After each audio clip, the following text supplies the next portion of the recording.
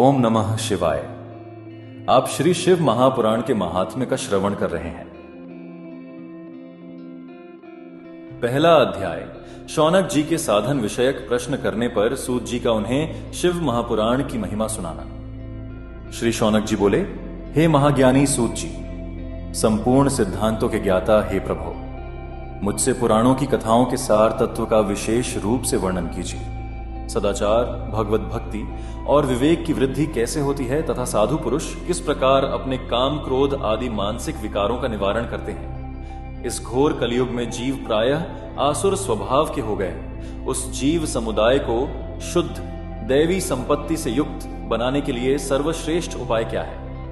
आप इस समय मुझे ऐसा कोई शाश्वत साधन बताइए जो कल्याणकारी वस्तुओं में भी सबसे उत्कृष्ट एवं परम मंगलकारी हो तथा पवित्र करने वाले उपायों में भी सर्वोत्तम पवित्र कारक उपाय हो। तात वह साधन ऐसा हो जिसके अनुष्ठान से शीघ्र ही अंतःकरण की विशेष शुद्धि हो जाए तथा उससे निर्मल चित्त वाले पुरुष को सदा के लिए शिव की प्राप्ति हो जाए। सूत जी बोले, मुनिश्रेष्ठ शौनक, आप धन्य हैं। आपके हृदय में पुराण कथा सुनने के प्रति विशेष प्रेम एवं लालसा है। इसलिए मैं शुद्ध बुद्धि से विचार कर परम उत्तम शास्त्र का वर्णन करता हूं।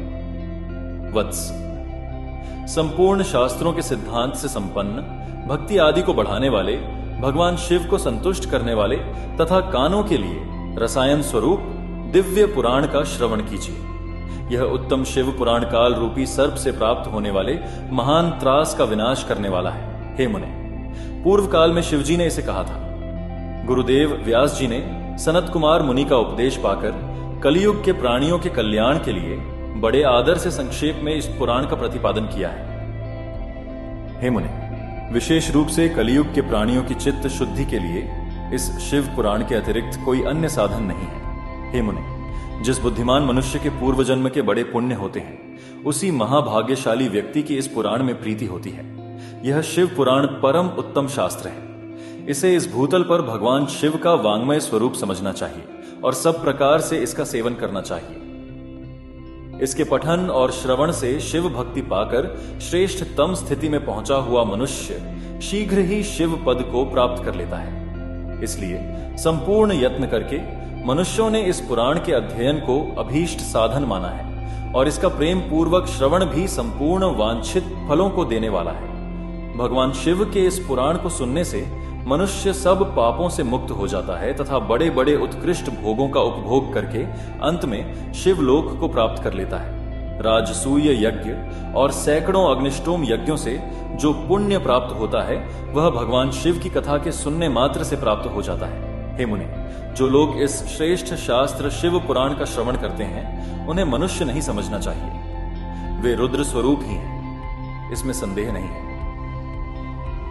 इस पुराण का श्रवण और कीर्तन करने वालों के चरण कमल की धूलि को मुनिगण तीर्थ ही समझते हैं। जो प्राणी परम पद को प्राप्त करना चाहते हैं उन्हें सदा भक्ति पूर्वक इस निर्मल शिव पुराण का श्रवण करना चाहिए। हे मुनिश्रेष्ठ, यदि मनुष्य सदा इसे सुनने में समर्थ न हो तो उसे प्रतिदिन स्थिर चित्त से एक मुहूर्त भी इसको सुनना चाहिए। हे मुने, यदि मनुष्य प्रतिदिन सुनने में भी अशक्त हो तो उसे किसी पवित्र महीने में इस शिव पुराण का श्रवण करना चाहिए। जो लोग एक मुहूर्त, उसका आधा, उसका भी आधा अथवा क्षण मात्र भी इस पुराण का श्रवण करते हैं उनकी दुर्गति नहीं होती। हे मुनीश्वर, जो पुरुष इस शिव पुराण की कथा को सुनता है वह सुनने वाला पुरुष कर्म रूपी महावन को जलाकर संसार के पार हो जाता है। हे मुनि, सभी दानों और सभी यज्ञों से जो पुण्य मिलता है वह फल भगवान शिव के इस पुराण को सुनने से निश्चल हो जाता है।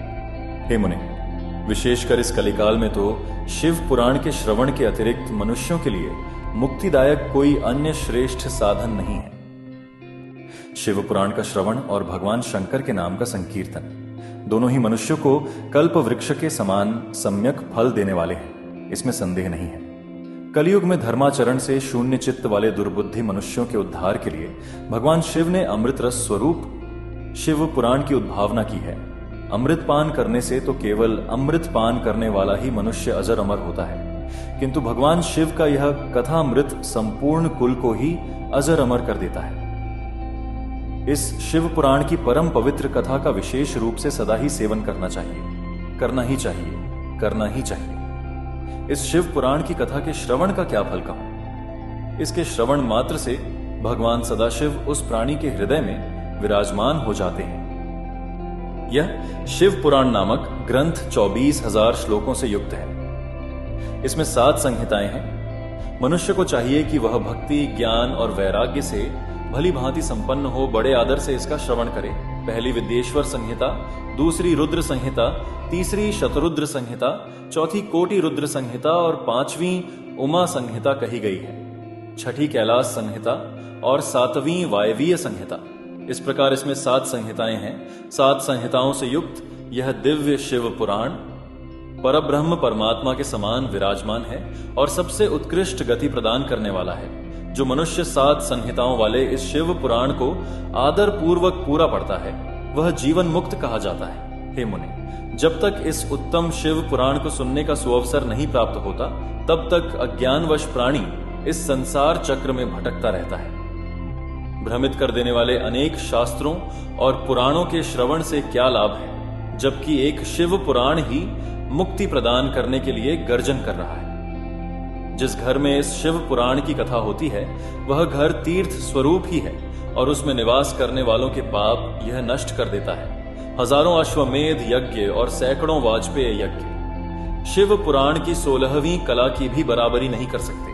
हे मुनिश्रेष्ठ, कोई अधम प्राणी जब तक भक्ति पूर्वक शिव पुराण का श्रवण नहीं करता तभी तक उसे पापी कहा जा सकता है। गंगा आदि पवित्र नदियां, मुक्तिदायिनी सप्तपुरियां तथा गयादि तीर्थ इस शिव पुराण की समता कभी नहीं कर सकते। जिसे परम गति की कामना हो उसे नित्य शिव पुराण के एक श्लोक अथवा आधे श्लोक का ही स्वयं भक्ति पूर्वक पाठ करना चाहिए। जो निरंतर अर्थानुसंधान पूर्वक इस शिव पुराण को बांचता है अथवा नित्य प्रेम पूर्वक इसका पाठ मात्र करता है वह पुण्यात्मा है, इसमें संशय नहीं है। जो उत्तम बुद्धि वाला पुरुष अंतकाल में भक्ति पूर्वक इस पुराण को सुनता है उस पर अत्यंत प्रसन्न हुए भगवान महेश्वर उसे अपना पद धाम प्रदान करते हैं। जो प्रतिदिन आदर पूर्वक इस शिव पुराण का पूजन करता है वह इस संसार में संपूर्ण भोगों को भोग कर अंत में भगवान शिव पद को प्राप्त कर लेता है। जो प्रतिदिन आलस्य रहित हो रेशमी वस्त्र आदि के वेष्टन से इस शिव पुराण का सत्कार करता है वह सदा सुखी होता है। यह शिव पुराण निर्मल तथा शैवों का सर्वस्व है। इहलोक और परलोक में सुख चाहने वाले को आदर के साथ प्रयत्न पूर्वक इसका सेवन करना चाहिए। यह निर्मल एवं उत्तम शिव पुराण धर्म, अर्थ, काम और मोक्ष रूप चारों पुरुषार्थों को देने वाला है। अतः सदा प्रेम पूर्वक इसका श्रवण एवं विशेष रूप से पाठ करना चाहिए। वेद, इतिहास तथा अन्य शास्त्रों में यह शिव पुराण विशेष कल्याणकारी है, ऐसा मुमुक्षुजनों को समझना चाहिए। यह शिव पुराण आत्म तत्वज्ञों के लिए सदा सेवनीय है, सत्पुरुषों के लिए पूजनीय है, तीनों प्रकार के तापों का शमन करने वाला है, सुख प्रदान करने वाला है तथा ब्रह्मा विष्णु महेश आदि देवताओं को प्राणों के समान प्रिय है। ऐसे शिव पुराण को मैं प्रसन्न चित्त से सदा वंदन करता हूं। भगवान शंकर मुझ पर प्रसन्न हो और अपने चरण कमलों की भक्ति मुझे प्रदान करें। इस प्रकार श्री स्कंद महापुराण के अंतर्गत शिव पुराण महात्म्य में उसकी महिमा वर्णन नामक पहला अध्याय पूर्ण हुआ। दूसरा अध्याय, शिव पुराण के श्रवण से देवराज को शिवलोक की प्राप्ति। शौनक जी बोले, हे महाभाग सूत जी, आप धन्य हैं, परमार्थ तत्व के ज्ञाता हैं। आपने कृपा करके हम लोगों को यह बड़ी अद्भुत एवं दिव्य कथा सुनाई है। हमने यह पाप नाशिनी, मन को पवित्र करने वाली और भगवान शिव को प्रसन्न करने वाली अद्भुत कथा सुनी। भूतल पर इस कथा के समान कल्याण का सर्वश्रेष्ठ साधन दूसरा कोई नहीं है। यह बात हमने आज आपकी कृपा से निश्चय पूर्वक समझ ली। हे सूत जी, कलयुग में इस कथा के द्वारा कौन कौन से पापी शुद्ध होते हैं उन्हें कृपा पूर्वक बताइए और इस जगत को कृतार्थ कीजिए। सूत जी बोले, हे मुनि, जो मनुष्य पापी, दुराचारी, खल तथा काम क्रोध आदि में निरंतर डूबे रहने वाले हैं वे भी इस पुराण से अवश्य शुद्ध हो जाते हैं। यह कथा वास्तव में उत्तम ज्ञान यज्ञ है जो सदा सांसारिक भोग और मोक्ष को देने वाला है, सभी पापों को नष्ट करने वाला है और भगवान शिव को प्रसन्न करने वाला है। जो अत्यंत लालची, सत्यविहीन, अपने माता पिता से द्वेष करने वाले, पाखंडी तथा हिंसक वृत्ति के हैं, वे भी इस ज्ञान यज्ञ से शुद्ध हो जाते हैं। अपने वर्णाश्रम धर्म का पालन न करने वाले और ईर्ष्याग्रस्त लोग भी कलिकाल में इस ज्ञान यज्ञ के द्वारा पवित्र हो जाते हैं। जो लोग छल कपट करने वाले, क्रूर स्वभाव वाले और अत्यंत निर्दयी हैं, कलयुग में वे भी इस ज्ञान यज्ञ से शुद्ध हो जाते हैं। ब्राह्मण के धन से पलने वाले तथा निरंतर व्यभिचार परायण जो लोग हैं, वे भी इस ज्ञान यज्ञ से इस कलिकाल में भी पवित्र हो जाते हैं। जो मनुष्य सदा पाप कर्मों में लिप्त रहते हैं, शठ हैं और अत्यंत दूषित विचार वाले हैं, वे कलयुग में भी इस ज्ञान यज्ञ से निर्मल हो जाते हैं। दुष्चरित्र, दुर्बुद्धि, उद्विग्न चित्त वाले और देवताओं के द्रव्य का उपभोग करने वाले पापीजन भी कलिकाल में भी इस ज्ञान यज्ञ से पवित्र हो जाते हैं। इस पुराण के श्रवण का पुण्य बड़े बड़े पापों को नष्ट करता है, सांसारिक भोग तथा मोक्ष प्रदान करता है और भगवान शंकर को प्रसन्न करता है। इस संबंध में मुनिगण इस प्राचीन इतिहास का उदाहरण दिया करते हैं, जिसके श्रवण मात्र से पापों का पूर्णतया नाश हो जाता है। पहले की बात है कि रात नगर में एक ब्राह्मण रहता था, जो अज्ञानी, दरिद्र, रस बेचने वाला तथा वैदिक धर्म से विमुख था। वह स्नान संध्या आदि कर्मों से भ्रष्ट हो गया था और वैश्य वृत्ति में तत्पर रहता था। उसका नाम था देवराज। वह अपने ऊपर विश्वास करने वाले लोगों को ठगा करता था। उसने ब्राह्मणों, क्षत्रियों, वैश्यों, शूद्रों तथा दूसरों को भी अनेक बहानों से मारकर उनका धन हड़प लिया था। बाद में उसने अधर्म से बहुत सारा धन अर्जित कर लिया, परंतु उस पापी का थोड़ा सा भी धन कभी धर्म के काम में नहीं लगा। एक दिन वह ब्राह्मण एक तालाब पर नहाने गया। वहां शोभावती नाम की एक वेश्या को देखकर वह अत्यंत मोहित हो गया। वह सुंदरी भी उस धनी ब्राह्मण को अपने वशीभूत हुआ जानकर प्रसन्न हुई। आपस में वार्तालाप से उनमें प्रीति उत्पन्न हो गई। उस ब्राह्मण ने उस वेश्या को पत्नी बनाना तथा उस वेश्या ने उसे पति बनाना स्वीकार कर लिया। इस प्रकार कामवश होकर वे दोनों बहुत समय तक विहार करते रहे। बैठने, सोने, खाने पीने तथा क्रीड़ा में वे दोनों निरंतर पति पत्नी की तरह व्यवहार करने लगे। अपने माता पिता तथा पत्नी के बार बार रोकने पर भी पाप कृत्य में संलग्न वह ब्राह्मण उनकी बात नहीं मानता था। एक दिन रात्रि में उस दुष्ट ने ईर्ष्यावश अपने सोए हुए माता पिता और पत्नी को मार डाला और उनका सारा धन हर लिया। वेश्या में आसक्त चित्त वाले उस कामी ने अपना और पिता आदि का सारा धन उस वेश्या को दे दिया। वह पापी अभक्ष्य भक्षण तथा मद्यपान करने लगा और वह नीच ब्राह्मण उस वेश्या के साथ एक ही पात्र में सदा झूठा भोजन करने लगा। एक दिन घूमता घामता वह दैव योग से प्रतिष्ठानपुर में जा पहुंचा। वहां उसने एक शिवालय देखा जहां बहुत से साधु महात्मा एकत्र हुए थे। देवराज उस शिवालय में ठहर गया और वहां उस ब्राह्मण को ज्वर आ गया। उस ज्वर से उसको बड़ी पीड़ा होने लगी। वहां एक ब्राह्मण देवता शिव पुराण की कथा सुना रहे थे। ज्वर में पड़ा हुआ देवराज ब्राह्मण के मुखारविंद से निकली हुई उस शिव कथा को निरंतर सुनता रहा। एक मास के बाद वह ज्वर से अत्यंत पीड़ित होकर चल बसा। यमराज के दूत आए और उसे पाशों से बांधकर बलपूर्वक यमपुरी में ले गए। इतने में ही शिवलोक से भगवान शिव के पार्षद गण आ गए। उनके गौरंग कर्पूर के समान उज्जवल थे। हाथ त्रिशूल से सुशोभित हो रहे थे। उनके संपूर्ण अंग भस्म से उद्भासित थे और रुद्राक्ष की मालाएं उनके शरीर की शोभा बढ़ा रही थी। वे सब के सब क्रोध करते हुए यमपुरी में गए और यमराज के दूतों को मार पीट कर बारंबार धमकाकर उन्होंने देवराज को उनके चंगुल से छुड़ा लिया और अत्यंत अद्भुत विमान पर बिठाकर जब वे शिवदूत कैलाश जाने को उद्यत हुए, उस समय यमपुरी में बड़ा भारी कोलाहल मच गया। उस कोलाहल को सुनकर धर्मराज अपने भवन से बाहर आए। साक्षात दूसरे रुद्रों के समान प्रतीत होने वाले उन चारों दूतों को देखकर धर्मज्ञ धर्मराज ने उनका विधि पूर्वक पूजन किया। यम ने ज्ञान दृष्टि से देखकर सारा वृत्तांत जान लिया। उन्होंने भय के कारण भगवान शिव के उन महात्मा दूतों से कोई बात नहीं पूछी। यमराज से पूजित तथा प्रार्थित होकर वे शिवदूत कैलाश को चले गए और उन्होंने उस ब्राह्मण को दया सागर सांब शिव को दे दिया। शिव पुराण की यह परम पवित्र कथा धन्य है, जिसके सुनने से पापीजन भी मुक्ति के योग्य बन जाते हैं। भगवान सदाशिव के परम धाम को वेदज्ञ सभी लोकों में सर्वश्रेष्ठ बताते हैं। ब्राह्मण, क्षत्रिय, वैश्य, शूद्र तथा अन्य प्राणी, यहां तक कि जिस पापी ने धन के लोभ से अनेक लोगों की हत्या की तथा अपने माता पिता और पत्नी को भी मार डाला, वह वेश्यागामी शराबी ब्राह्मण देवराज भी इस कथा के प्रभाव से भगवान शिव के परम धाम को प्राप्त कर तत्क्षण मुक्त हो गया। इस प्रकार श्री स्कंद महापुराण के अंतर्गत शिव पुराण महात्म्य में देवराज मुक्ति वर्णन नामक दूसरा अध्याय पूर्ण हुआ। तीसरा अध्याय, चंचुला का पाप से भय एवं संसार से वैराग्य। शौनक जी बोले, हे महाभाग सूत जी, आप सर्वज्ञ हैं। हे महामते, आपकी कृपा प्रसाद से मैं बारंबार कृतार्थ हुआ। इस इतिहास को सुनकर मेरा मन अत्यंत आनंद में निमग्न हो रहा है। अतः भगवान शिव में प्रेम बढ़ाने वाली शिव संबंधिनी दूसरी कथा को भी कहिए। अमृत पीने वालों को लोक में कहीं मुक्ति नहीं प्राप्त होती है, किंतु भगवान शंकर के कथामृत का पान तो प्रत्यक्ष ही मुक्ति देने वाला है। सदाशिव की जिस कथा के सुनने मात्र से मनुष्य शिवलोक प्राप्त कर लेता है, वह कथा धन्य है, धन्य है।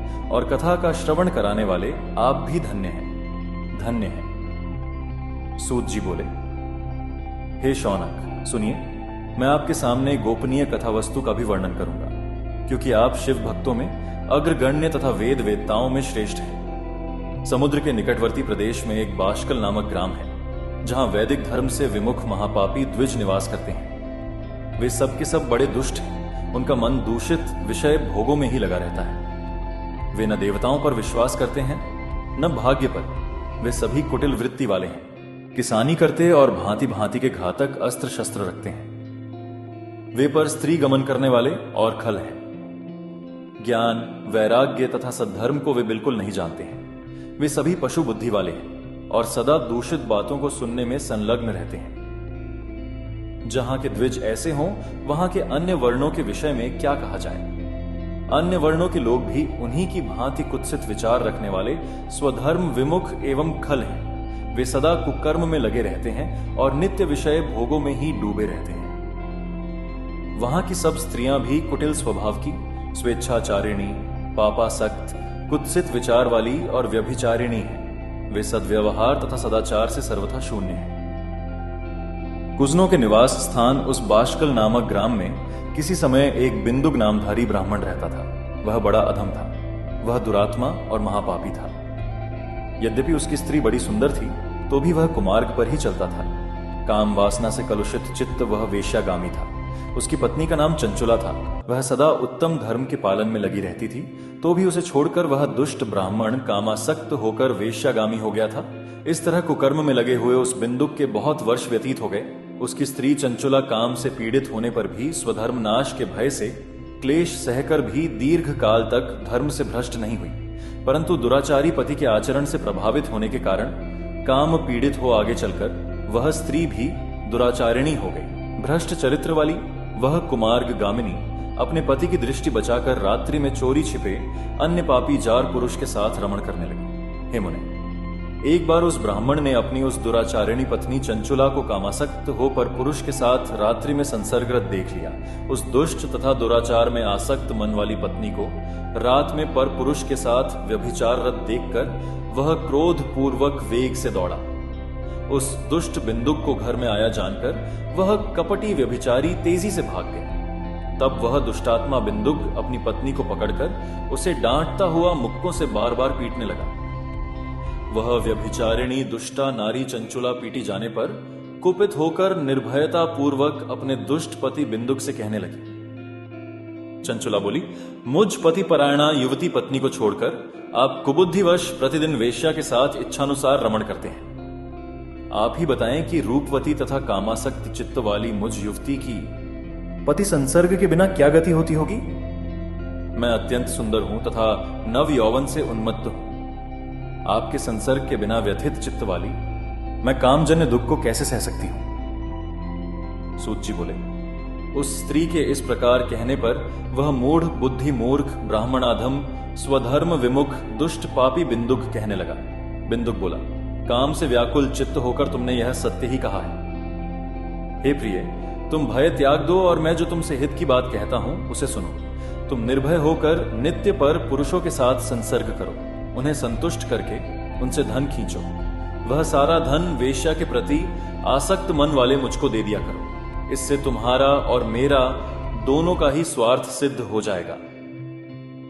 सूत जी बोले, पति का यह वचन सुनकर उसकी पत्नी चंचुला ने प्रसन्न होकर उसकी कही बात मान ली। उन दोनों दुराचारी पति पत्नी ने इस प्रकार समझौता कर लिया तथा वे दोनों निर्भय चित्त से कुकर्म में लीन हो गए। इस तरह दुराचार में डूबे हुए उन मूढ़ चित्त वाले पति पत्नी का बहुत सा समय व्यर्थ बीत गया।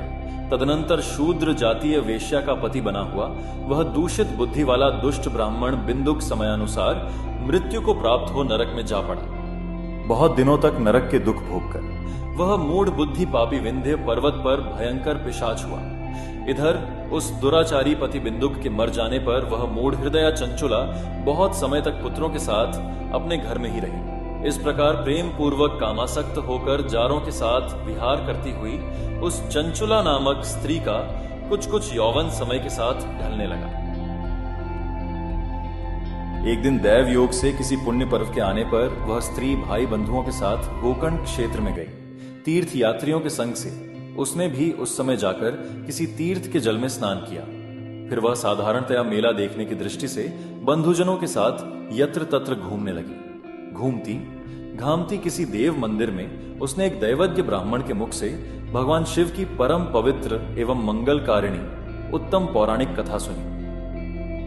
कथावाचक ब्राह्मण कह रहे थे कि जो स्त्रियां पर पुरुषों के साथ व्यभिचार करती हैं, वे मरने के बाद जब यम लोक में जाती हैं, तब यमराज के दूत उनकी योनि में तपे हुए लोहे का परिक डालते हैं। पौराणिक ब्राह्मण के मुख से यह वैराग्य बढ़ाने वाली कथा सुनकर चंचुला भय से व्याकुल हो वहां कांपने लगी। जब कथा समाप्त हुई और लोग वहां से बाहर चले गए, तब वह भयभीत नारी एकांत में शिव पुराण की कथा बांचने वाले उन ब्राह्मण से कहने लगी।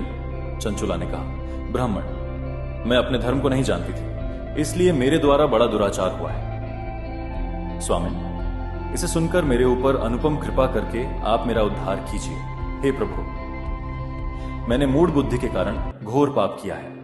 मैंने कामांध होकर अपनी संपूर्ण युवावस्था व्यभिचार में बिताई है। आज वैराग्य रस से ओतप्रोत आपके इस प्रवचन को सुनकर मुझे बड़ा भय लग रहा है। मैं कांप उठी हूं और मुझे इस संसार से वैराग्य हो गया है। मुझ मूढ़ चित्त वाली पापिनी को धिक्कार है। मैं सर्वथा निंदा के योग्य हूं। मैं कुत्सित विषयों में फंसी हुई हूं और अपने धर्म से विमुख हो गई हूं। थोड़े से सुख के लिए अपने हित का नाश करने वाले तथा भयंकर कष्ट देने वाले घोर पाप मैंने अनजाने में ही कर डाले। हाय, न जाने किस किस घोर कष्टदायक दुर्गति में मुझे पड़ना पड़ेगा और वहां कौन बुद्धिमान पुरुष कुमार्ग में मन लगाने वाली मुझ पापिनी का साथ देगा। मृत्यु काल में उन भयंकर यमदूतों को मैं कैसे देखूंगी। जब वे बलपूर्वक मेरे गले में फंदे डालकर मुझे बांधेंगे, तब मैं कैसे धीरज धारण कर सकूंगी। नरक में जब मेरे शरीर के टुकड़े टुकड़े किए जाएंगे, उस समय विशेष दुख देने वाली उस महायातना को मैं वहां कैसे सहूंगी।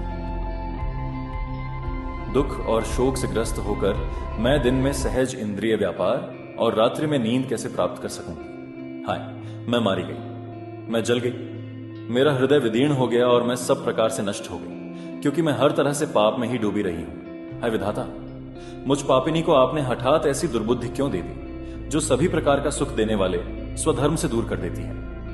हे द्विज, शूल से बिंधा हुआ व्यक्ति ऊंचे पर्वत शिखर से गिरने पर जैसा घोर कष्ट पाता है, उससे भी करोड़ गुना कष्ट मुझे है। सैकड़ों अश्वमेध यज्ञ करके अथवा सैकड़ों वर्षों तक गंगा स्नान करने पर भी मेरे घोर पापों की शुद्धि संभव नहीं दिखती। मैं क्या करूं, कहां जाऊं और किसका आश्रय लूं। मुझ नरक गामिनी की इस संसार में कौन रक्षा करेगा।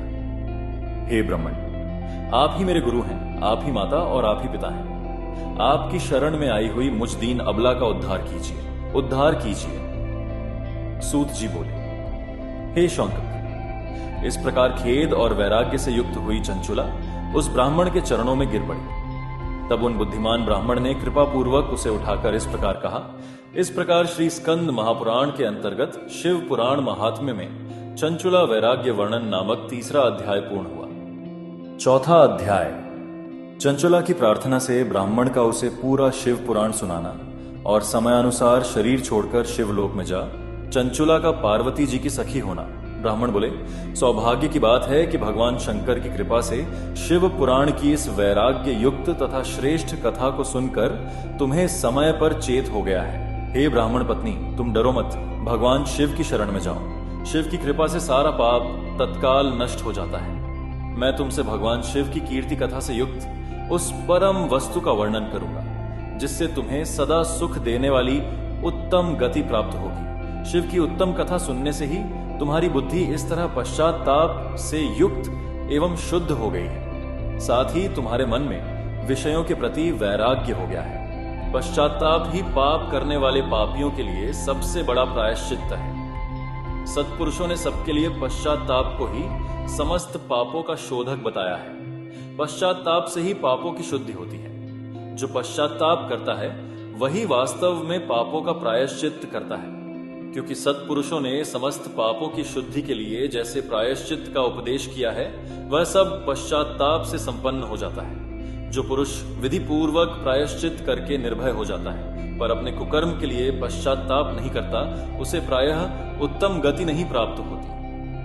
परंतु जिसे अपने कुकृत्य पर हार्दिक पश्चाताप होता है वह अवश्य उत्तम गति का भागी होता है, इसमें संशय नहीं है। इस शिव पुराण की कथा सुनने से जैसी चित्त शुद्धि होती है वैसी दूसरे उपायों से नहीं होती। जैसे दर्पण साफ करने पर निर्मल हो जाता है, उसी प्रकार इस शिव पुराण की कथा से चित्त अत्यंत शुद्ध हो जाता है, इसमें संशय नहीं है।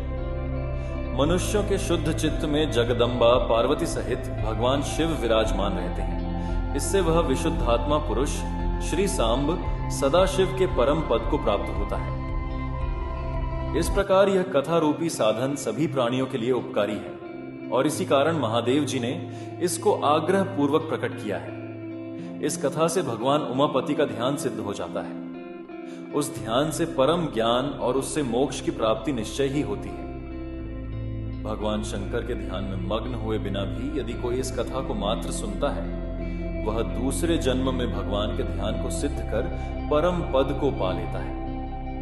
इस कथा के श्रवण से भगवान शंकर के ध्यान को प्राप्त कर पश्चाताप करने वाले पापी पुरुष सिद्धि को प्राप्त हो। इस उत्तम कथा का श्रवण समस्त मनुष्यों के लिए कल्याण का बीज है। अतः यथोचित शास्त्रोक्त मार्ग से इसकी आराधना अथवा सेवा करनी चाहिए। यह कथा श्रवण भव बंधन रूपी रोग का नाश करने वाला है। भगवान शिव की कथा को सुनकर फिर अपने हृदय में उसका मनन एवं निदिध्यासन करने से पूर्णतया चित्त शुद्धि हो जाती है। चित्त शुद्धि होने से महेश्वर की भक्ति अपने दोनों पुत्रों ज्ञान और वैराग्य के साथ निश्चय ही प्रकट होती है। तत्पश्चात महेश्वर के अनुग्रह से दिव्य मुक्ति प्राप्त होती है, इसमें संशय नहीं है। जो शिव भक्ति से वंचित है उसे पशु समझना चाहिए, क्योंकि उसका चित्त माया के बंधन में आसक्त है। वह निश्चय ही संसार बंधन से मुक्त नहीं हो पाता। हे ब्राह्मण पत्नी, इसलिए तुम विषयों से मन को हटा लो और भक्ति भाव से भगवान शंकर की इस परम पावन कथा को सुनो। परमात्मा शंकर की इस कथा को सुनने से तुम्हारे चित्त की शुद्धि होगी और उससे तुम्हें मोक्ष की प्राप्ति हो जाएगी। निर्मल चित्त से भगवान शिव के चरणार विंदों का चिंतन करने वाले की एक ही जन्म में मुक्ति हो जाती है। यह मैं तुमसे सत्य सत्य कहता हूं। सूत जी बोले, शौनक। इतना कहकर वे श्रेष्ठ शिव भक्त ब्राह्मण मौन हो गए। उनका हृदय करुणा से आर्द्र हो गया था। वे शुद्ध चित्त महात्मा भगवान शिव के ध्यान में मग्न हो गए। तदनंतर बिंदुक की पत्नी चंचुला मन ही मन प्रसन्न हो उठी। ब्राह्मण का उक्त उपदेश सुनकर उसके नेत्रों में आनंद के आंसू छलक आए थे। वह ब्राह्मण पत्नी चंचुला हर्षित हृदय से उन श्रेष्ठ ब्राह्मण के चरणों में गिर पड़ी और हाथ जोड़कर बोली, मैं कृतार्थ हो गई। तत्पश्चात उठकर वैराग्य युक्त तथा उत्तम बुद्धि वाली वह स्त्री, जो अपने पापों के कारण आतंकित थी, उन महान शिव भक्त ब्राह्मण से हाथ जोड़कर गदगद वाणी में कहने लगी। चंचुला बोली, हे ब्राह्मण, हे शिव भक्तों में श्रेष्ठ, हे स्वामिन, आप धन्य हैं, परमार्थदर्शी हैं और सदा परोपकार में लगे रहते हैं, इसलिए आप श्रेष्ठ साधु पुरुषों में प्रशंसा के योग्य हैं। हे साधो, मैं नरक के समुद्र में गिर रही हूं, आप मेरा उद्धार कीजिए, उद्धार कीजिए। पौराणिक अर्थ तत्व से संपन्न जिस सुंदर शिव पुराण की कथा को सुनकर मेरे मन में संपूर्ण विषयों से वैराग्य उत्पन्न हो गया, उसी इस शिव पुराण को सुनने के लिए इस समय मेरे मन में बड़ी श्रद्धा हो रही है। सूत जी बोले।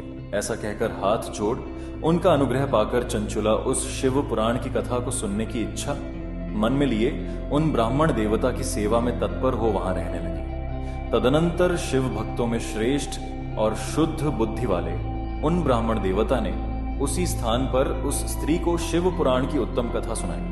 इस प्रकार उस गोकर्ण नामक महाक्षेत्र में उन्हीं श्रेष्ठ ब्राह्मण से उसने शिव पुराण की वह परम उत्तम कथा सुनी, जो भक्ति, ज्ञान और वैराग्य को बढ़ाने वाली तथा मुक्ति देने वाली है। उस परम उत्तम कथा को सुनकर वह ब्राह्मण पत्नी अत्यंत कृतार्थ हो गई। उन सद्गुरु की कृपा से उसका चित्त शीघ्र ही शुद्ध हो। भगवान शिव के अनुग्रह से उसके हृदय में शिव के सगुण रूप का चिंतन होने लगा। इस प्रकार सद्गुरु का आश्रय लेकर उसने भगवान शिव में लगी रहने वाली उत्तम बुद्धि पाकर शिव के सच्चिदानंदमय स्वरूप का बारंबार चिंतन आरंभ किया। वह प्रतिदिन तीर्थ के जल में स्नान करके जटा और वल्कल धारण करने लगी तथा समूची देह में भस्म लगाकर रुद्राक्ष के आभूषण धारण करने लगी। वह भगवान शिव के नाम जप में लगी रहती थी। संयमित वाणी और अल्पाहार करते हुए गुरु के बताए मार्ग से वह शिव जी को प्रसन्न करने लगी। हे शौनक, इस प्रकार शंभु का उत्तम ध्यान करते हुए उस चंचुला का बहुत सा समय बीत गया। तत्पश्चात समय के पूर्ण होने पर भक्ति, ज्ञान और वैराग्य से युक्त हुई चंचुला ने अपने शरीर को बिना किसी कष्ट के त्याग दिया। इतने में ही त्रिपुर शत्रु भगवान शिव का भेजा हुआ एक दिव्य विमान द्रुत गति से वहां पहुंचा, जो उनके अपने गणों से संयुक्त और भांति भांति के शोभा साधनों से संपन्न था। चंचुला उस विमान पर आरूढ़ हुई और भगवान शिव के श्रेष्ठ पार्षदों ने उसे तत्काल शिवपुरी में पहुंचा दिया। उसके सारे मल धुल गए थे। वह दिव्य रूप धारिणी दिव्यांगना हो गई थी। उसके दिव्य अवयव उसकी शोभा बढ़ाते थे। मस्तक पर अर्ध चंद्र का मुकुट धारण किए वह गौरांगी देवी शोभाशाली दिव्य आभूषणों से विभूषित थी। वहां पहुंचकर उसने त्रिनेत्रधारी महादेव जी को देखा। ब्रह्मा, विष्णु आदि देवता उन सनातन शिव की सेवा कर रहे थे। गणेश, भृंगी, नंदीश, वीरभद्रेश्वर आदि गण उत्तम भक्ति के साथ उनकी उपासना कर रहे थे। उनकी अंग कांति करोड़ों सूर्यों के समान प्रकाशित हो रही थी। कंठ में नील चिन्ह शोभा पाता था। उनके 5 मुख थे और प्रत्येक मुख में 3-3 नेत्र थे। मस्तक पर अर्ध चंद्राकार मुकुट शोभा देता था। उन्होंने अपने वामांग में गौरी देवी को बिठा रखा था, जो विद्युत पुंज के समान प्रकाशित थी। गौरीपति महादेव जी की कांति कपूर के समान गौर थी। उन्होंने सभी अलंकार धारण कर रखे थे। उनका सारा शरीर श्वेत भस्म से भासित था। शरीर पर श्वेत वस्त्र शोभा पा रहे थे। वे अत्यंत उज्ज्वल वर्ण के थे। इस प्रकार परम उज्ज्वल भगवान शंकर का दर्शन करके वह ब्राह्मण पत्नी चंचुला बहुत प्रसन्न हुई। अत्यंत प्रीतियुक्त होकर उसने बड़ी उतावली के साथ भगवान को बारंबार प्रणाम किया। फिर हाथ जोड़कर वह बड़े प्रेम, आनंद और संतोष से युक्त हो विनीत भाव से खड़ी हो गई। उसके नेत्रों से आनंदाश्रुओं की अविरल धारा बहने लगी तथा संपूर्ण शरीर में रोमांच हो गया। उस समय भगवती पार्वती और भगवान शंकर ने उसे बड़ी करुणा के साथ अपने पास बुलाया और सौम्य दृष्टि से उसकी ओर देखा। पार्वती जी ने तो दिव्य रूप धारिणी बिंदुग प्रिया चंचुला को प्रेम पूर्वक अपनी सखी बना लिया। वह उस परमानंद घन ज्योति स्वरूप सनातन धाम में अविचल निवास पाकर दिव्य सौख्य से संपन्न हो अक्षय सुख का अनुभव करने लगी। इस प्रकार श्री स्कंद महापुराण के अंतर्गत शिव पुराण महात्म्य में चंचुला सद्गति वर्णन नामक चौथा अध्याय पूर्ण हुआ। 5वां अध्याय। चंचुला के प्रयत्न से पार्वती जी की आज्ञा पाकर तुम्ब्रु का विंध्य पर्वत पर शिव पुराण की कथा सुनाकर बिंदुक का पिशाच योनि से उद्धार करना तथा उन दोनों दंपति का शिव धाम में सुखी होना, शौनक जी बोले, हे महाभाग सूत जी, आप धन्य हैं। आपकी बुद्धि भगवान शिव में लगी हुई है। आपने कृपा पूर्वक यह शिव भक्ति को बढ़ाने वाली अद्भुत कथा हमें सुनाई। हे महामते, सद्गति प्राप्त करने के बाद वहां जाकर चंचुला ने क्या किया और उसके पति का क्या हुआ, यह सब वृत्तांत विस्तार से हमें बताइए। सूत जी बोले, हे शौनक, एक दिन परमानंद में निमग्न हुई चंचुला ने उमा देवी के पास जाकर प्रणाम किया और दोनों हाथ जोड़कर वह उनकी स्तुति करने लगी। चंचुला बोली, हे गिरिराज नंदिनी, हे स्कंद माता, मनुष्यों ने सदा आपकी सेवा की है। समस्त सुखों को देने वाली हे शंभु प्रिय, हे ब्रह्म स्वरूपिणी, आप विष्णु और ब्रह्मा आदि देवताओं द्वारा सेव्य हैं। आप ही सगुण और निर्गुणा भी हैं तथा आप ही सूक्ष्म सच्चिदानंद स्वरूपिणी आद्या प्रकृति हैं। आप ही संसार की सृष्टि, पालन और संहार करने वाली हैं। तीनों गुणों का आश्रय भी आप ही हैं। ब्रह्मा, विष्णु और महेश्वर, इन तीनों देवताओं का आवास स्थान तथा उनकी उत्तम प्रतिष्ठा करने वाली पराशक्ति आप ही हैं। सूत जी बोले, हे शौनक, जिसे सद्गति प्राप्त हो चुकी थी वह चंचुला इस प्रकार महेश्वर पत्नी उमा की स्तुति करके सिर झुकाए चुप हो गई। उसके नेत्रों में प्रेम के आंसू उमड़ आए थे। तब करुणा से भरी हुई शंकर प्रिया भक्त वत्सला पार्वती देवी चंचुला को संबोधित करके बड़े प्रेम से इस प्रकार कहने लगी। पार्वती बोली, हे सखी चंचुले, हे सुंदरी, मैं तुम्हारी की हुई इस स्तुति से बहुत प्रसन्न हूं। बोलो, क्या वर मांगती हो? तुम्हारे लिए मुझे कुछ भी अदेय नहीं है। सूत जी बोले, पार्वती के इस प्रकार कहने पर चंचुला उन्हें प्रणाम करके दोनों हाथ जोड़कर नतमस्तक हो प्रेम पूर्वक पूछने लगी। चंचुला बोली, हे निष्पाप गिरिराज कुमारी, मेरे पति बिंदुक इस समय कहां हैं? उनकी कैसी गति हुई है यह मैं नहीं जानती। कल्याणमयी दीनवत्सले, मैं अपने उन पतिदेव से जिस प्रकार संयुक्त हो सकूं कृपा करके वैसा ही उपाय कीजिए। हे महेश्वरी, हे महादेवी, मेरे पति एक शूद्र जातीय वेश्या के प्रति आसक्त थे और पाप में ही डूबे रहते थे। उनकी मृत्यु मुझसे पहले ही हो गई थी। वे न जाने किस गति को प्राप्त हुए हैं। सूत जी बोले, चंचुला का यह वचन सुनकर नीति वत्सला हिमालय पुत्री देवी पार्वती ने अत्यंत प्रेम पूर्वक यह उत्तर दिया। गिरिजा बोली, हे सुते, तुम्हारा बिंदुक नाम वाला पति बड़ा पापी था। उसका अंतःकरण बड़ा ही दूषित था। वेश्या का उपभोग करने वाला वह महामूढ़ मरने के बाद नरक में पड़ा। अगणित वर्षों तक नरक में नाना प्रकार के दुख भोग कर वह पापात्मा अपने शेष पाप को भोगने के लिए विंध्य पर्वत पर पिशाच हुआ है। इस समय वह पिशाच की अवस्था में ही है और नाना प्रकार के क्लेश उठा रहा है। वह दुष्ट वहीं वायु पीकर रहता है और सदा सब प्रकार के कष्ट सहता है। सूत जी बोले, हे शौनक, गौरी देवी की यह बात सुनकर उत्तम व्रत का पालन करने वाली वह चंचुला उस समय पति के महान दुख से दुखी हो गई। फिर मन को स्थिर करके उस ब्राह्मण पत्नी ने व्यथित हृदय से महेश्वरी को प्रणाम करके पुनः पूछा। चंचुला बोली, हे महेश्वरी, हे महादेवी, मुझ पर कृपा कीजिए और दूषित कर्म करने वाले मेरे उस दुष्ट पति का अब उद्धार कर दीजिए।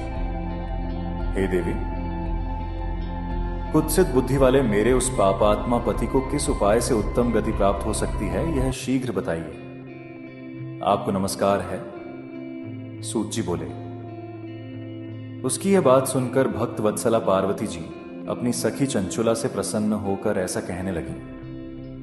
पार्वती जी बोली, तुम्हारा पति यदि शिव पुराण की पुण्यमयी उत्तम कथा सुने तो सारी दुर्गति को पार करके वह उत्तम गति का भागी हो सकता है। अमृत के समान मधुर अक्षरों से युक्त गौरी देवी का यह वचन आदर पूर्वक सुनकर चंचुला ने हाथ जोड़कर मस्तक झुकाकर उन्हें बारंबार प्रणाम किया और अपने पति के समस्त पापों की शुद्धि तथा उत्तम गति की प्राप्ति के लिए पार्वती देवी से यह प्रार्थना की कि मेरे पति को शिव पुराण सुनाने की व्यवस्था होनी चाहिए। सूत जी बोले, उस ब्राह्मण पत्नी के बारंबार प्रार्थना करने पर शिव प्रिया गौरी देवी को बड़ी दया आई। उन भक्त वत्सला महेश्वरी गिरिराज कुमारी ने भगवान शिव की उत्तम कीर्ति का गान करने वाले गंधर्व राज तुम्बुरु को बुलाकर उनसे प्रसन्नता पूर्वक इस प्रकार कहा। गिरिजा बोली, मेरे मन की बातों को जानकर मेरे अभीष्ट कार्यों को सिद्ध करने वाले तथा शिव में प्रीति रखने वाले हे तुम्बुरु, मैं तुमसे एक बात कहती हूं, तुम्हारा कल्याण हो। तुम मेरी इस सखी के साथ शीघ्र ही विंध्य पर्वत पर जाओ। वहां एक महाघोर और भयंकर पिशाच रहता है। उसका वृत्तांत तुम आरंभ से ही सुनो। मैं तुमसे प्रसन्नता पूर्वक सब कुछ बताती हूं। पूर्व जन्म में वह पिशाच बिंदुक नामक ब्राह्मण था। वह मेरी इस सखी चंचला का पति था, परंतु वह दुष्ट वेश्यागामी हो गया। स्नान संध्या आदि नित्य कर्म छोड़कर वह अपवित्र रहने लगा। क्रोध के कारण उसकी बुद्धि पर मूढ़ता छा गई थी। वह कर्तव्य का विवेक नहीं कर पाता था। अभक्ष भक्षण, सज्जनों से द्वेष और दूषित वस्तुओं का दान लेना, यही उसका स्वाभाविक कर्म बन गया था। वह अस्त्र शस्त्र लेकर हिंसा करता, बाएं हाथ से खाता, दीनों को सताता और क्रूरता पूर्वक पराये घरों में आग लगा देता था। वह चांडालों से प्रेम करता और प्रतिदिन वेश्या के संपर्क में रहता था। वह बड़ा दुष्ट था।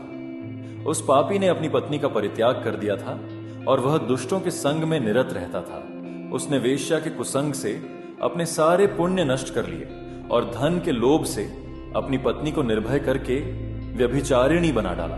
वह मृत्यु पर्यंत दुराचार में ही फंसा रहा। फिर समय आने पर उसकी मृत्यु हो गई। वह पापियों के भोग स्थान घोर यमपुर में गया और वहां बहुत से नरकों को भोग कर वह दुष्टात्मा इस समय विंध्य पर्वत पर पिशाच बना हुआ है। वहीं पर वह दुष्ट पिशाच अपने पापों का फल भोग रहा है। तुम उसके आगे यत्न पूर्वक शिव पुराण की उस दिव्य कथा का प्रवचन करो जो परम पुण्यमयी तथा समस्त पापों का नाश करने वाली है। उत्तम शिव पुराण की कथा के श्रवण से उसका हृदय शीघ्र ही समस्त पापों से शुद्ध हो जाएगा और वह प्रेत योनि का परित्याग कर देगा। दुर्गति से मुक्त होने पर उस बिंदुक नामक पिशाच को मेरी आज्ञा से विमान पर बिठाकर तुम भगवान शिव के समीप ले आओ। सूत जी बोले, हे शौनक, महेश्वरी उमा के इस प्रकार आदेश देने पर गंधर्व राज तुम्बुरु मन ही मन बड़े प्रसन्न हुए और उन्होंने अपने भाग्य की सराहना की। तत्पश्चात उस पिशाच की सती साध्वी पत्नी चंचुला के साथ विमान पर बैठकर नारद के प्रिय मित्र तुम्बुरु वेग पूर्वक विंध्याचल पर्वत पर गए जहां वह पिशाच रहता था। वहां उन्होंने उस पिशाच को देखा। उसका शरीर विशाल था और उसकी ठोड़ी बहुत बड़ी थी। वह कभी हंसता, कभी रोता और कभी उछलता था। उसकी आकृति बड़ी विकराल थी।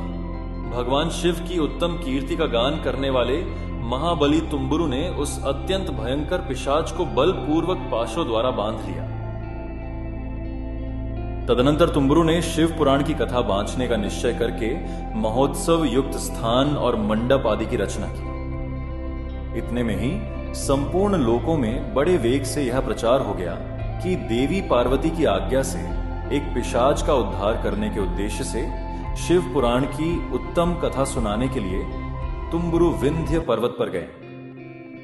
तब तो उस कथा को सुनने के लोभ से बहुत से देवता और ऋषि भी शीघ्र ही वहां जा पहुंचे। आदर पूर्वक शिव पुराण सुनने के लिए आए हुए लोगों का उस पर्वत पर बड़ा अद्भुत और कल्याणकारी समाज जुट गया। तत्पश्चात तुम्बुरु ने उस पिशाच को पाशों से बांधकर आसन पर बिठाया और हाथ में वीणा लेकर गौरीपति की कथा का गान आरंभ किया। महात्म्य सहित पहली अर्थात प्रथम संहिता से लेकर 7वीं संहिता तक शिव पुराण की कथा का उन्होंने स्पष्ट वर्णन किया।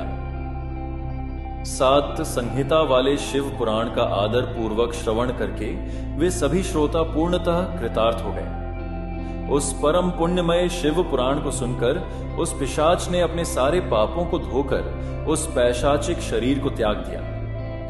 शीघ्र ही उसका रूप दिव्य हो गया, अंग कांति गौर वर्ण की हो गई। शरीर पर श्वेत वस्त्र तथा सब प्रकार के पुरुषोचित आभूषण उसके अंगों को उद्भासित करने लगे। वह त्रिनेत्रधारी चंद्रशेखर रूप हो गया। इस प्रकार दिव्य देहधारी होकर श्रीमान बिंदुक अपनी भार्या चंचुला के साथ स्वयं भी पार्वती पति भगवान शिव के दिव्य चरित्र का गुणगान करने लगा। उसकी स्त्री को इस प्रकार दिव्य रूप से सुशोभित देखकर वे सभी देवता और ऋषि बड़े विस्मित हुए। उनका चित्त परमानंद से परिपूर्ण हो गया। भगवान महेश्वर का वह अद्भुत चरित्र सुनकर वे सभी श्रोता परम कृतार्थ हो प्रेम पूर्वक श्री शिव का यशोगान करते हुए अपने अपने धाम को चले गए। दिव्य रूप धारी श्रीमान बिंदुक भी सुंदर विमान पर अपनी प्रियतमा के पास बैठकर सुखपूर्वक आकाश में स्थित हो परम शोभा पाने लगा। तदनंतर महेश्वर के सुंदर एवं मनोहर गुणों का गान करता हुआ वह अपनी प्रियतमा तथा तुम्बुरु के साथ शीघ्र ही शिव धाम में जा पहुंचा। वहां भगवान महेश्वर तथा पार्वती देवी ने प्रसन्नता पूर्वक बिंदुक का बड़ा सत्कार किया और उसे अपना गण बना लिया। उसकी पत्नी चंचुला पार्वती जी की सखी हो गई। उस घनीभूत ज्योति स्वरूप परमानंदमय सनातन धाम में अविचल निवास पाकर वे दोनों दंपति परम सुखी हो गए। यह उत्तम इतिहास मैंने आपको सुनाया, जो पापों का नाश करने वाला, उमा महेश्वर को आनंद देने वाला, अत्यंत पवित्र तथा उनमें भक्ति बढ़ाने वाला है। जो इसे भक्ति पूर्वक सुनता है अथवा एकाग्र चित्त होकर इसका पाठ करता है, वह अनेक सांसारिक सुखों को भोग कर अंत में मुक्ति प्राप्त करता है। इस प्रकार श्री स्कंद महापुराण के अंतर्गत शिव पुराण महात्म्य में बिंदुग सद्गति वर्णन नामक 5वां अध्याय पूर्ण हुआ। 6ठा अध्याय शिव पुराण के श्रवण की विधि। शौनक जी बोले, हे महाप्राज्ञ, हे व्यास शिष्य, हे सूत जी, आपको नमस्कार है। आप धन्य हैं और शिव भक्तों में श्रेष्ठ हैं। आपके महान गुण वर्णन करने योग्य हैं। अब आप कल्याणमय शिव पुराण के श्रवण की विधि बतलाइए, जिससे सभी श्रोताओं को संपूर्ण उत्तम फल की प्राप्ति हो सके। सूत जी बोले, हे शौनक, हे मुने, अब मैं आपको संपूर्ण फल की प्राप्ति के लिए शिव पुराण के श्रवण की विधि बता रहा हूं। सर्वप्रथम किसी ज्योतिषी को बुलाकर दान मान से संतुष्ट करके अपने सहयोगी लोगों के साथ बैठकर बिना किसी विघ्न बाधा के कथा की समाप्ति होने के उद्देश्य से शुद्ध मुहूर्त का अनुसंधान कराए। तदनंतर प्रयत्न पूर्वक देश देश में स्थान स्थान पर यह शुभ संदेश भेजे कि हमारे यहां शिव पुराण की कथा होने वाली है। अपने कल्याण की इच्छा रखने वाले लोगों को उसे सुनने के लिए अवश्य पधारना चाहिए। कुछ लोग भगवान श्री हरि की कथा से बहुत दूर पड़ गए। कितने ही स्त्री, शूद्र आदि भगवान शंकर के कथा कीर्तन से वंचित रहते हैं। उन सबको भी सूचना हो जाए, ऐसा प्रबंध करना चाहिए। देश देश में जो भगवान शिव के भक्त हों तथा शिव कथा के कीर्तन और श्रवण के लिए उत्सुक हों, उन सबको आदर पूर्वक बुलवाना चाहिए। उन्हें कहलाना चाहिए कि यहां सत्पुरुषों को आनंद देने वाला समाज तथा अति अद्भुत उत्सव होगा, जिसमें शिव पुराण का पारायण होगा। श्री शिव पुराण की रसमयी कथा का श्रवण करने हेतु आप लोग प्रेम पूर्वक शीघ्र पधारने की कृपा करें। यदि समय का अभाव हो तो प्रेम पूर्वक एक दिन के लिए भी आइए।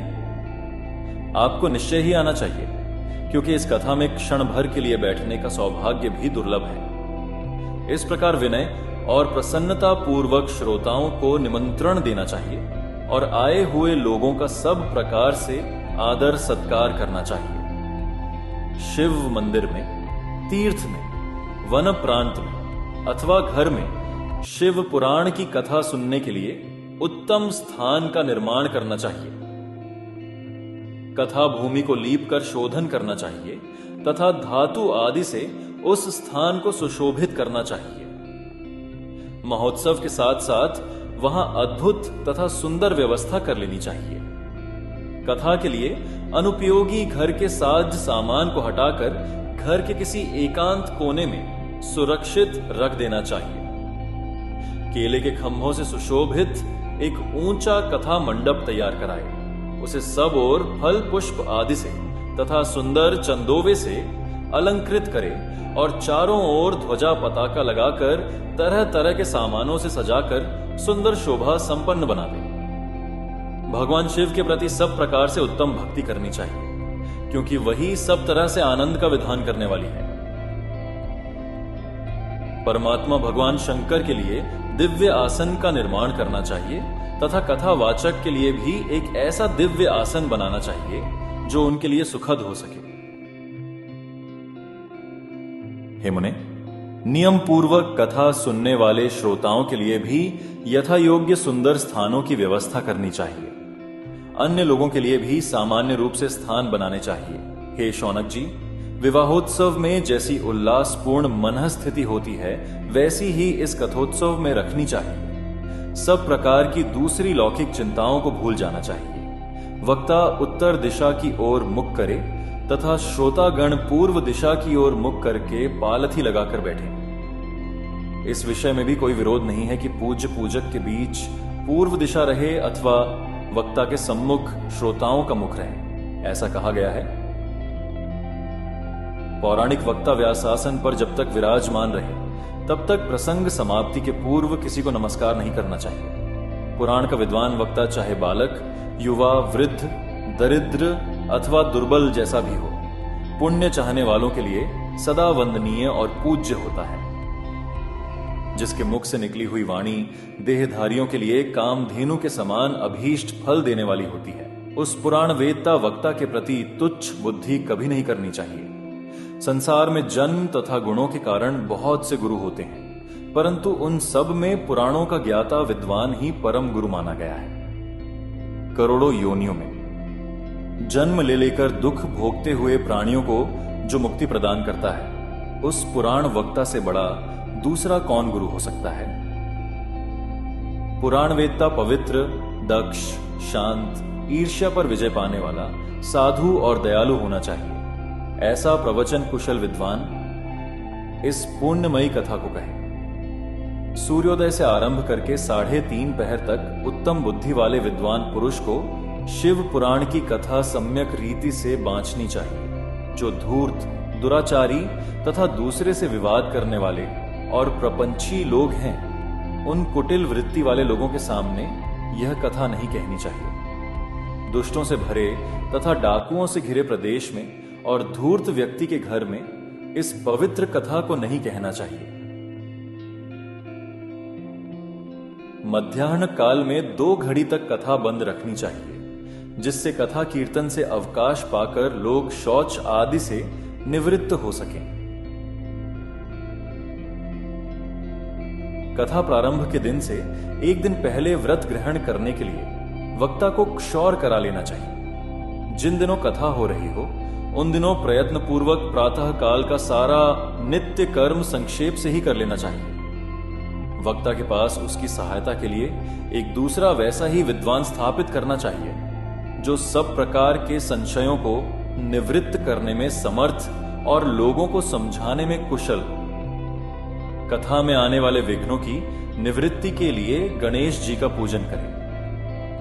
कथा के स्वामी भगवान शिव की तथा विशेषतः शिव पुराण ग्रंथ की भक्ति भाव से पूजा करें। तत्पश्चात उत्तम बुद्धि वाला श्रोता विधि पूर्वक तन मन से शुद्ध एवं प्रसन्न चित्त हो आदर पूर्वक शिव पुराण की कथा सुने।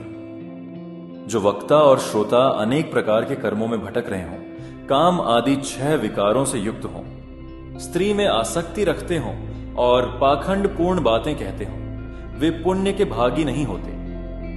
जो लौकिक चिंता तथा धन, गृह एवं पुत्र आदि की चिंता को छोड़कर कथा में मन लगाए रहता है, उस शुद्ध बुद्धि पुरुष को उत्तम फल की प्राप्ति होती है। श्रद्धा और भक्ति से युक्त, दूसरे कर्मों में मन नहीं लगाने वाले, मौन धारण करने वाले, पवित्र एवं उद्वेग शून्य श्रोता ही पुण्य के भागी होते हैं। जो नराधम भक्ति रहित होकर इस पुण्यमयी कथा को सुनते हैं, उन्हें श्रवण का कोई फल नहीं होता और वे जन्म जन्मांतर में क्लेश भोगते ही रहते हैं। यथाशक्ति उपचारों से इस पुराण की पूजा किए बिना जो मूढ़जन इस कथा को सुनते हैं वे अपवित्र और दरिद्र होते हैं।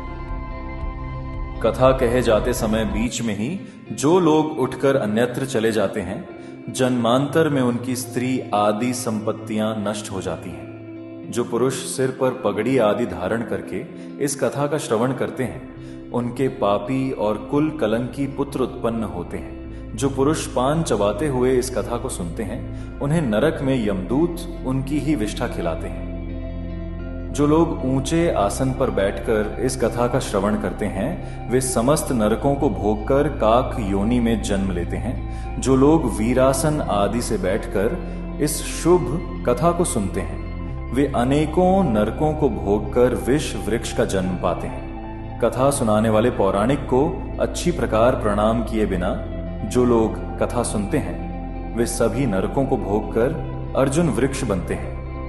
रोग युक्त न होने पर भी जो लोग लेटकर यह कथा सुनते हैं, वे सभी नरकों को भोगकर अंत में अजगर आदि योनियों में जन्म लेते हैं।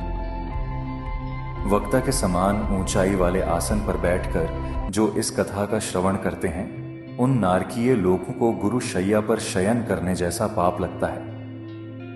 जो इस पवित्र कथा तथा वक्ता की निंदा करते हैं, वे 100 जन्मों तक दुख भोग कर कुत्ते का जन्म पाते हैं। कथा होते समय बीच में जो गंदी बातें बोलते हैं, वे घोर नरक भोगने के बाद गधे का जन्म पाते हैं। जो कभी भी इस परम पवित्र कथा का श्रवण नहीं करते, वे घोर नरक भोगने के पश्चात जंगली सुअर का जन्म लेते हैं। जो दुष्ट कथा के बीच में विघ्न डालते हैं, वे करोड़ों वर्षों तक नरक यातनाओं को भोगकर गांव के सुअर का जन्म पाते हैं। इसका विचार करके शुद्ध और प्रेम पूर्ण चित्त से बुद्धिमान श्रोता को वक्ता के प्रति भक्ति भाव रखकर कथा श्रवण का प्रयत्न करना चाहिए। सबसे पहले कथा के विघ्नों का नाश करने हेतु गणेश जी की पूजा करनी चाहिए। अपने नित्य कर्म को संक्षेप में संपन्न करके प्रायश्चित्त करना चाहिए। नवग्रह और सर्वतोभद्र देवताओं का पूजन करके शिव पूजा की बताई गई विधि से शिव पुराण की पुस्तक का अर्चन करना चाहिए। पूजन के अंत में विनम्र होकर बड़ी भक्ति के साथ दोनों हाथ जोड़कर साक्षात शिव स्वरूपिणी पुस्तक की इस प्रकार स्तुति करनी चाहिए। श्री शिव पुराण के रूप में आप प्रत्यक्ष सदाशिव हैं। हमने कथा सुनने के लिए आपको अंगीकार किया है। आप हम पर प्रसन्न हो। मेरा जो मनोवांछित हो उसे आप कृपा पूर्वक संपन्न करें। मेरा यह कथा श्रवण निर्विघ्न रूप से सुसंपन्न हो। कर्म रूपी ग्रह से ग्रस्त शरीर वाले मुझ दीन का आप संसार सागर से उद्धार कीजिए। हे शंकर, मैं आपका दास हूं। इस प्रकार साक्षात शिव स्वरूप इस शिव पुराण की दीनता पूर्वक स्तुति करके वक्ता की पूजा आरंभ करनी चाहिए। शिव पूजा की बताई गई विधि से पुष्प, वस्त्र, अलंकार, धूप, दीप आदि से वक्ता की पूजा करें। तदनंतर शुद्ध चित्त से उनके सामने नियम ग्रहण करें और कथा समाप्ति पर्यंत यथाशक्ति उसका प्रयत्न पूर्वक पालन करें। तत्पश्चात कथावाचक व्यास की प्रार्थना करें।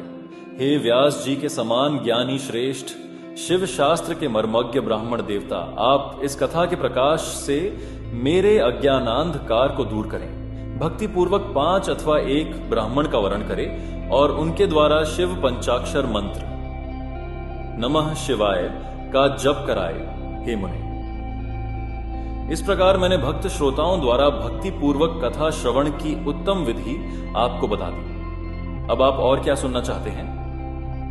इस प्रकार श्री स्कंद महापुराण के अंतर्गत शिव पुराण महात्म्य में श्रवण विधि वर्णन नामक 6वां अध्याय पूर्ण हुआ। 7वां अध्याय श्रोताओं के पालन करने योग्य नियमों का वर्णन। शौनक जी बोले, हे शिव भक्तों में श्रेष्ठ महाबुद्धिमान सूत जी, आप धन्य हैं जो कि आपने यह अद्भुत एवं कल्याणकारिणी कथा हमें सुनाई। हे मुने, शिव पुराण की कथा सुनने के लिए व्रत धारण करने वाले लोगों को किन नियमों का पालन करना चाहिए, यह भी कृपा पूर्वक सबके कल्याण की दृष्टि से बताइए। सूत जी बोले, हे शौनक, अब शिव पुराण सुनने का व्रत लेने वाले पुरुषों के लिए जो नियम हैं, उन्हें भक्ति पूर्वक सुनिए। नियम पूर्वक इस श्रेष्ठ कथा को सुनने से बिना किसी विघ्न बाधा के उत्तम फल की प्राप्ति होती है। दीक्षा से रहित लोगों का कथा श्रवण में अधिकार नहीं है। अतः मुने, कथा सुनने की इच्छा वाले सब लोगों को पहले वक्ता से दीक्षा ग्रहण करनी चाहिए। कथाव्रती को ब्रह्मचर्य से रहना, भूमि पर सोना, पत्तल में खाना और प्रतिदिन कथा समाप्त होने पर ही अन्न ग्रहण करना चाहिए। जिसमें शक्ति हो वह पुराण की समाप्ति तक उपवास करके शुद्धता पूर्वक भक्ति भाव से उत्तम शिव पुराण को सुने। घृत अथवा दुग्ध पीकर सुख पूर्वक कथा श्रवण करे अथवा फलाहार करके अथवा एक ही समय भोजन करके इसे सुनना चाहिए। इस कथा का व्रत लेने वाले पुरुष को प्रतिदिन एक ही बार हविष्यान्न भोजन करना चाहिए। जिस प्रकार से कथा श्रवण का नियम सुख पूर्वक पालित हो सके वैसे ही करना चाहिए। कथा श्रवण में विघ्न उत्पन्न करने वाले उपवास की तुलना में तो मैं कथा श्रवण में शक्ति प्रदान करने वाले भोजन को ही अच्छा समझता हूं। घृष्ट अन्न, दाल, जला अन्न, सेम, मसूर, भाव दूषित तथा बासी अन्न को खाकर कथा व्रती पुरुष कभी कथा को न सुने। कथाव्रती को बैंगन, तरबूज, चिचिंडा, मूली, कोहड़ा, प्याज, नारियल का मूल तथा अन्य कंद मूल का त्याग करना चाहिए। जिसने कथा का व्रत ले रखा हो वह पुरुष प्याज, लहसुन, हींग, गाजर, मादक वस्तु तथा आमिष कही जाने वाली वस्तुओं को त्याग दे। कथा का व्रत लेने वाला जो पुरुष हो उसे काम, क्रोध आदि 6 विकारों, ब्राह्मणों की निंदा तथा पतिव्रता और साधु संतों की निंदा का त्याग कर देना चाहिए। कथा श्रवण का व्रत धारण करने वाला व्यक्ति रजस्वला स्त्री को न देखे, पतित मनुष्यों को कथा की बात न सुनाए, ब्राह्मणों से द्वेष रखने वालों और वेद बहिष्कृत मनुष्यों के साथ संभाषण न करे। कथाव्रती पुरुष प्रतिदिन सत्य, शौच, दया, मौन, सरलता, विनय तथा मन की उदारता, इन सद्गुणों को सदा अपनाए रहे। श्रोता निष्काम हो या सकाम, वह नियम पूर्वक कथा सुने। सकाम पुरुष अपनी अभीष्ट कामना को प्राप्त करता है और निष्काम पुरुष मोक्ष पा लेता है। दरिद्र, क्षय का रोगी, पापी, भाग्यहीन तथा संतान रहित पुरुष भी इस उत्तम कथा को सुने। काकवंध्या आदि जो 7 प्रकार की दुष्टा स्त्रियां हैं तथा जिस स्त्री का गर्भ गिर जाता हो, इन सभी को शिव पुराण की उत्तम कथा सुननी चाहिए। हे मुने, स्त्री हो या पुरुष, सबको यत्नपूर्वक विधि विधान से शिव पुराण की उत्तम कथा सुननी चाहिए। इस शिव पुराण की कथा पारायण के दिनों को अत्यंत उत्तम और करोड़ों यज्ञों के समान पवित्र मानना चाहिए। इन श्रेष्ठ दिनों में विधि पूर्वक जो थोड़ी सी भी वस्तु दान की जाती है उसका अक्षय फल मिलता है। इस प्रकार व्रत धारण करके इस परम श्रेष्ठ कथा का श्रवण करके आनंद पूर्वक श्रीमान पुरुषों को इसका उद्यापन करना चाहिए। इसके उद्यापन की विधि शिव चतुर्दशी के उद्यापन के समान है। अतः यहां बताए गए फल की आकांक्षा वाले धनाढ़ लोगों को उसी प्रकार से उद्यापन करना चाहिए। अल्प वित्त वाले भक्तों के लिए प्रायः उद्यापन की आवश्यकता नहीं है, वे तो कथा श्रवण मात्र से पवित्र हो जाते हैं। शिव जी के निष्काम भक्त तो शिव स्वरूप ही होते हैं। हे महर्षि, इस प्रकार शिव पुराण की कथा के पाठ एवं श्रवण संबंधी यज्ञोत्सव की समाप्ति होने पर श्रोताओं को भक्ति एवं प्रयत्न पूर्वक भगवान शिव की पूजा की भांति पुराण पुस्तक की भी पूजा करनी चाहिए। तदनंतर विधि पूर्वक वक्ता का भी पूजन करना चाहिए। पुस्तक को आच्छादित करने के लिए नवीन एवं सुंदर बस्ता बनाए और उसे बांधने के लिए दृढ़ एवं दिव्य सूत्र लगाए, फिर उसका विधिवत पूजन करें। पुराण के लिए जो लोग नया वस्त्र और सूत्र देते हैं वे जन्म जन्मांतर में भोग और ज्ञान से संपन्न होते हैं। कथावाचक को अनेक प्रकार के बहुमूल्य पदार्थ देने चाहिए और उत्तम वस्त्र, आभूषण और सुंदर पात्र आदि विशेष रूप से देने चाहिए। पुराण के आसन रूप में जो लोग कंबल, मृग चर्म, वस्त्र, चौकी, तख्ता आदि प्रदान करते हैं वे स्वर्ग प्राप्त करके यथेच्छ सुखों का उपभोग कर पुनः कल्प पर्यंत ब्रह्मलोक में रहकर अंत में शिव लोक प्राप्त करते हैं। मुनिश्रेष्ठ, इस प्रकार महान उत्सव के साथ पुस्तक और वक्ता की विधिवत पूजा करके वक्ता की सहायता के लिए स्थापित किए गए पंडित का भी उसी के अनुसार उससे कुछ ही कम धन आदि के द्वारा सत्कार करे। वहां आए हुए ब्राह्मणों को अन्न धन आदि का दान करे। साथ ही गीत, वाद्य और नृत्य आदि के द्वारा महान उत्सव करे। हे मुने, यदि श्रोता विरक्त हो तो उसके लिए कथा समाप्ति के दिन विशेष रूप से उस गीता, पद्म पुराणोक्त शिव गीता का पाठ करना चाहिए, जिसे श्री रामचंद्र जी के प्रति भगवान शिव ने कहा था। यदि श्रोता गृहस्थ हो तो उस बुद्धिमान को उस श्रवण कर्म की शांति के लिए शुद्ध हविष्य के द्वारा होम करना चाहिए। हे मुने, रुद्र संहिता के प्रत्येक श्लोक द्वारा होम करे अथवा गायत्री मंत्र से होम करना चाहिए, क्योंकि वास्तव में यह पुराण गायत्रीमय ही है। अथवा शिव पंचाक्षर मूल मंत्र से हवन करना उचित है। होम करने की शक्ति न हो तो विद्वान पुरुष यथाशक्ति हवनीय हविष्य का ब्राह्मण को दान करे। न्यूनातिरिक्तता रूप दोषों की शांति के लिए भक्ति पूर्वक शिव सहस्र नाम का पाठ अथवा श्रवण करे। इससे सब कुछ सफल होता है, इसमें संशय नहीं है, क्योंकि तीनों लोकों में उससे बढ़कर कोई वस्तु नहीं है। कथा श्रवण संबंधी व्रत की पूर्णता की सिद्धि के लिए 11 ब्राह्मणों को मधु मिश्रित खीर भोजन कराए और उन्हें दक्षिणा दे। मुने, यदि शक्ति हो तो 3 पल 12 तोला सोने का एक सुंदर सिंहासन बनवाए और उस पर उत्तम अक्षरों में लिखी अथवा लिखाई हुई शिव पुराण की पुस्तक विधि पूर्वक स्थापित करे। तत्पश्चात पुरुष आवाहन आदि विविध उपचारों से उसकी पूजा करके दक्षिणा चढ़ाए। तदनंतर जितेंद्रिय आचार्य का वस्त्र, आभूषण एवं गंध आदि से पूजन करके उत्तम बुद्धि वाला श्रोता भगवान शिव के संतोष के लिए दक्षिणा सहित वह पुस्तक उन्हें समर्पित कर दे।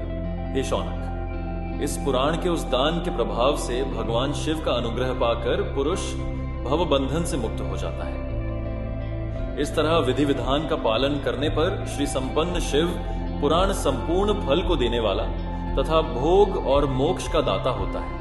हे मुने, मैंने आपको शिव पुराण का यह सारा महात्म्य, जो संपूर्ण अभीष्ट को देने वाला है, बता दिया।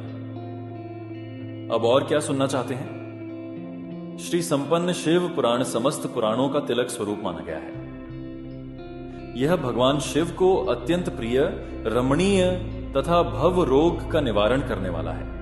जो सदा भगवान विश्वनाथ का ध्यान करते हैं, जिनकी वाणी शिव के गुणों की स्तुति करती है और जिनके दोनों कान उनकी कथा सुनते हैं, इस जीव जगत में उन्हीं का जन्म लेना सफल है। वे निश्चय ही संसार सागर से पार हो जाते हैं। भिन्न भिन्न प्रकार के समस्त गुण जिनके सच्चिदानंदमय स्वरूप का कभी स्पर्श नहीं करते, जो अपनी महिमा से जगत के बाहर और भीतर वाणी एवं मनोवृत्ति रूप में प्रकाशित होते हैं, उन अनंत आनंद घन रूप परम शिव की मैं शरण लेता हूं। इस प्रकार श्री स्कंद महापुराण में सनत कुमार संहिता के अंतर्गत श्री शिव पुराण के श्रवण व्रतियों के विधि निषेध और ग्रंथ तथा वक्ता के पूजन का वर्णन नामक 7वां अध्याय पूर्ण हुआ। श्री शिव महापुराण महात्म्य पूर्ण हुआ।